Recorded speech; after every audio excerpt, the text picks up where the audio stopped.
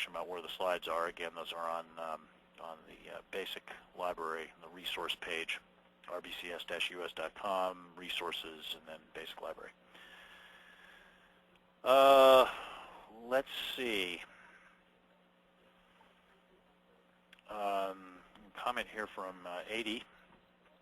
Thank you. I look forward to the other webinars. You're quite welcome. Look forward to seeing you there, and spread the word around to other people who you think might benefit from them. Happy to have a lot of people there, and of course a lot of good questions and discussion as we have had on this webinar. This has been certainly in my opinion an excellent example of the use of this webinar technology and the Q&A aspects of it to really engage in a discussion rather than it being a one-way megaphone. So let's see, Mark, I assume that I answered your question about the use of decision tables for reports, and you know, if not, I mean, the short answer is yes. And then this appears to be a follow-on question. What would you exclude from the use of decision tables? Well, basically any situation where the things that have happened in the past are very heavily going to influence what's supposed to happen next, then you want to look at a state-based technique rather than a transactional type of technique like this one.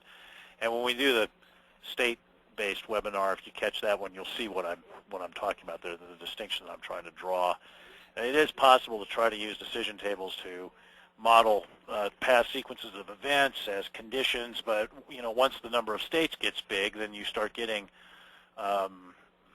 get a very ugly decision table that way.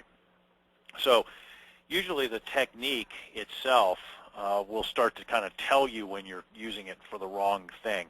If you see the conditions explode, the number of conditions explode, or thus the number of combinations of conditions starts to explode, it's usually a good idea to ask yourself, maybe I'm doing this wrong. Now, it might be that you need to apply the partitioning type of approach that Mark brought up, or it might be that you're trying to model states, and you know, that's something that's not working out real well. So I would say, you know, those are the things to exclude. You'll see how this works when we get to the state techniques here shortly on the subsequent webinar. Okay, we got a comment from Ratnadeep. Thanks, you are quite welcome. Again, hope to see you on future webinars, and feel free to spread the word about these if you think they're a good resource. Comment from Brian Heitzenberger. So thanks for tuning in, Brian. Thank you for this presentation. I bought your Managing the Testing Process book a while ago. It's very well written. I'll apply a bunch of it to my organization. Good. I'm glad you found it well written, and I hope you continue to have success in using the ideas in it. Got a comment from a question from Michael Ellis. Do you have any generic tips to avoid combinatorial explosions while performing equivalence partitioning? How would one know when enough is enough? I'll tell you what, Mike, let's hold that for the discussion on pairwise testing and domain analysis, and I promise I will do future webinars on those. Basically, the really short answer is that there are two possible situations. One is that you can analyze the way in which factors or variables interact, in which case you want to use a technique called domain analysis, which I discuss in my book, Pragmatic Software Testing. Or alternatively, the variables are not supposed to interact, but you're concerned that they might and thus cause a bug. And in that case, you use a pairwise technique like an all pairs test or an orthogonal array. And that's also described in Pragmatic Software Testing and in my book, Advanced Software Testing Volume 1. And I believe there are articles posted on the RBCS Basic Library that discuss both domain analysis and pairwise testing techniques if you would like to read them. So that's some resource for you. But you know, this is a whole 90-minute webinar in and of itself, and we'll certainly cover that in the future. Comment from Mike. or Mark, excuse me, you're welcome. Always enjoy these webinars of yours, and you did answer the question. Okay, good. Let's see. He says there is a useful tool that works on the same principle as tables, as pairwise. Okay, pairwise testing. Yeah. So we will. I promise we'll do a future webinar on this concept of pairwise testing and orthogonal arrays, and see how to use that technique for these combinatorial situations. And I think that'll be a real good and useful webinar as well. So stay tuned for that.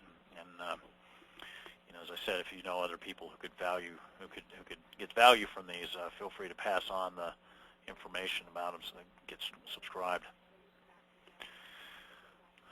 Okay, let's see. Kind of an email question here. Would you expect people to use this and other advanced techniques exactly as described here?